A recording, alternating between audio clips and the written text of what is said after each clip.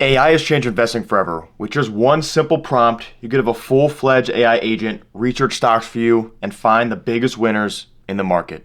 Now, I don't want to waste your time, so let's get right into it. What I built here is a prompt to help you research companies in a much faster manner. Now, if you want to follow along with what I'm doing, I have this entire prompt in my description. You can copy and paste it and follow along exactly what I do. So let's go over how this prompt is going to help us research stocks. So first, this prompt grades companies on a 6-pillar basis. The first pillar is business quality. This takes up 25% of the grade. Next, we have a growth profile. This takes up 20% of the overall grade. Third, we have financial strength. This is also 20% of the grade. Fourth, we have management and strategy. This takes up 15% of the grade. Fifth, we have the valuation. This is 10%. And then finally, we have risks and red flags taking up the last 10%. Ultimately, what this prompt is going to do is give us a final calculation. It is going to calculate all those scores and give us a final score so you can then compare each and every company in the entire world on the entire market to each other. Now, before we go deeper, let's use this prompt. Like I said, if you want to follow along, go in my description, copy and paste this, and open up ChatGPT, Gemini, Claude,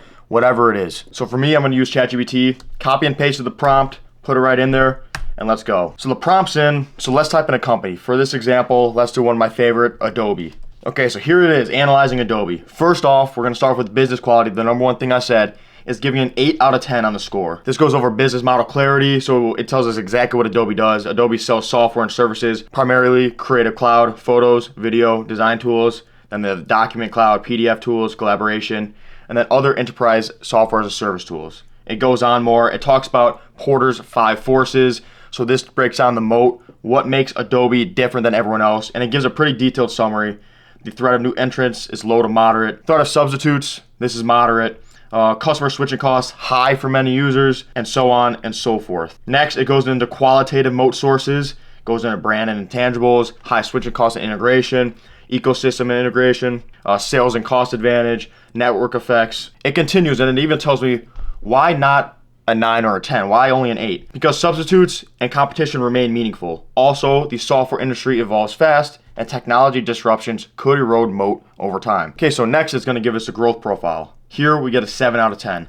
So it's going to give us the historic growth, future growth projections, context and qualitative, and then overall a conclusion. Adobe shows consistent, respectful growth, not explosive, but stable and sustainable given its size and market position. The lack of public long-term EPS growth consensus estimates limits confidence in future growth quantifications. So not only does it tell us why it's a 7 out of 10, it gives us a conclusion. Why not an 8, 9, or 10? So next we have the financial strength. Adobe's rated a 9 out of 10 using this model.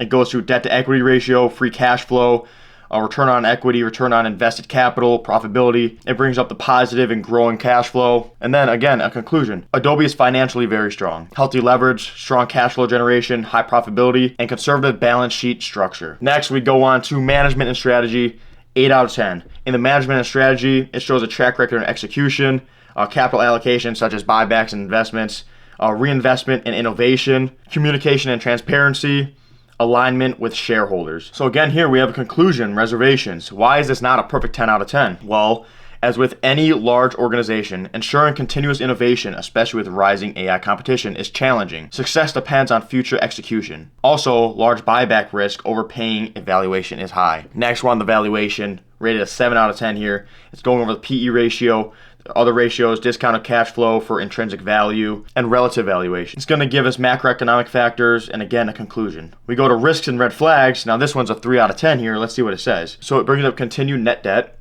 It brings up competitive and technological risks, dependence on subscription renewals, valuation risk, and then there's no major governance red flags identified. So I just broke down the 6 pillars, and it's going to give us a final qualitative overlay. We can move on to the overall grade and recommendations.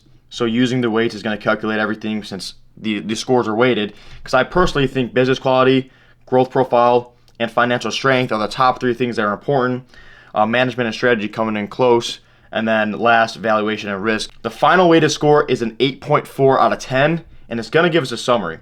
Adobe appears to be a high quality, durable business with a strong moat, excellent financial strength, predictable recurring revenues, and robust free cash flow. Its valuation, particularly on a cash flow and intrinsic value basis, looks attractive for a long-term, so 3 to 5 year investor. The primary long-term risk is competitive disruption from emerging AI tools or substitute softwares, but Adobe's brand, integration, scale, and ability to innovate, including AI, provide a solid safeguard. Overall, Adobe represents a core holding candidate with modest risk and high potential for steady returns. I recommend a buy/hold at current valuation for a long-term investor. So with this prompt right here, we just saw it give a very detailed, a very well put together summary of what Adobe is. And you can use that for any company. Like, let me go put in Duolingo. It's gonna do the exact same thing, go through business quality, go through growth profile, so on and so forth, and give me a final score with a summary and recommendation. So I view this prompt as almost an AI analysis for you, someone working for you, helping you research, collect all the data you need fast instead of going out and researching for it, looking up different videos. Instead of spending hours upon hours looking for this information, it's generating it all here for you. Now, this is not a replacement for doing research yourself, but this is a way to really kickstart that process. Understanding, do I want to dive deeper into this company or not? I've used this for every single stock I bought. When I bought Google at $150 a share, I used it. When ASML was under $700 a share, I used it. I've used it for Adobe and Duolingo. I've used it for Amazon. I've used it for everything. Whenever someone gives me a recommendation or asks me about a stock, I put that company into this prompt and see what it gives me. Do I want to look deeper into the stock or no? Now, the cool thing is, because I provided you this prompt, you could go in and change things. Now, for example, right here in the start of the prompt, I'm looking at a 3 to 5+ year investment horizon. Say you want to look 1 to 2 years, or you're looking 10+ years down the road. It's a way for it to cater towards you. Let's say you don't think business quality is the number one thing you want to look at. You want to see growth potential. Change this weight. Instead of 25% weight, put 20 or 15, and then you could go to growth profile and put this up to 30. This prompt is pulling from the sources you need the most, the recent SEC filings, the 10K for annual data and the 10Q for quarterly. If you are not using a system like this, you are going to fall behind. You don't need to pay for different services when you could just have a prompt like this, copy and paste it from my description, and try it out. Now again, with this being AI, it is not perfect, and this is not a replacement for your own research. This is not a financial advisor. I'm not a financial advisor. You should always do your own research before buying a stock. But this source, this way of researching has made my process so much easier, has only made me grow as an investor, and helped me find game-breaking, market-breaking returns with different opportunities. Now, I hope you guys get to try it out. I hope you enjoyed this video. I have multiple other videos on my channel to check out.